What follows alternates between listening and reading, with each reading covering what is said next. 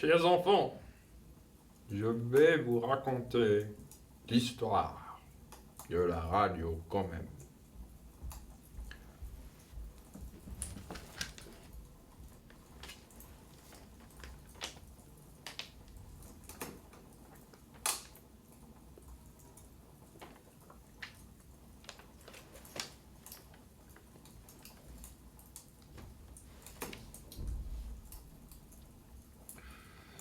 Il était une fois une direction qui vivait dans un immense école située au fin fond d'une région nommée le Nord-Vaudois sur le bord du lac de Neuchâtel.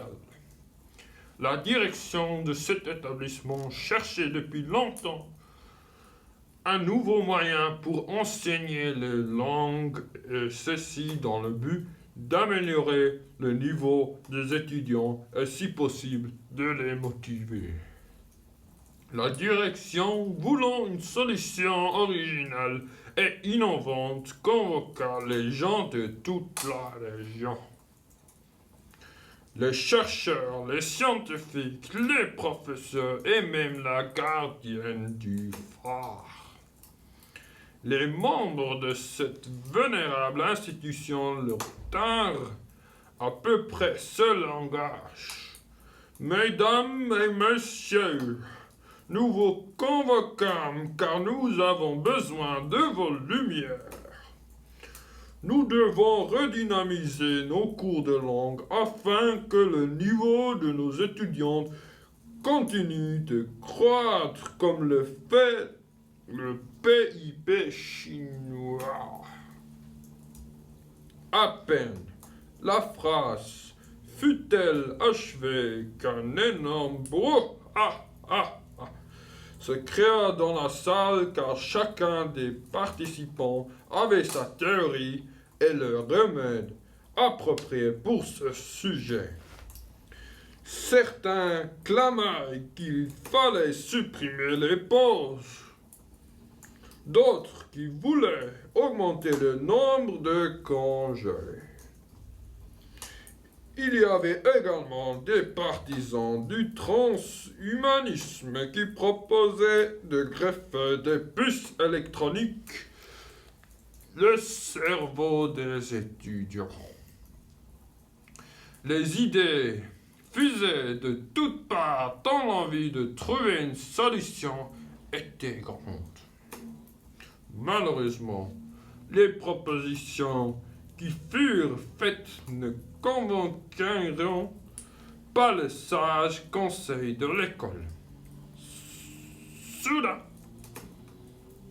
une voix forte qu'on n'avait pas entendue jusqu'ici ramena le silence et attira l'attention de l'assemblée réunie en ces murs.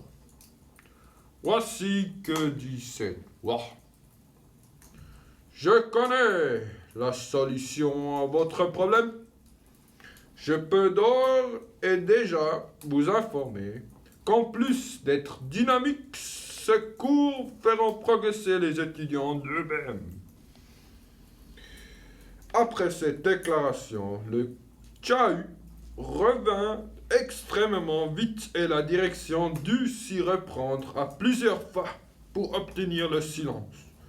Dès qu'elle l'eut obtenu, elle s'empressa de demander à la personne qui avait parlé de s'approcher.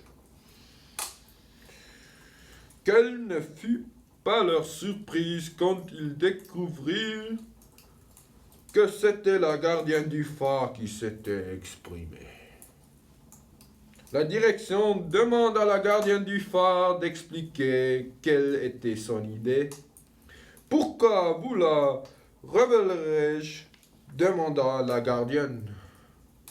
La direction, ne pouvant contenir sa curiosité, fit une proposition que la gardienne ne put refuser.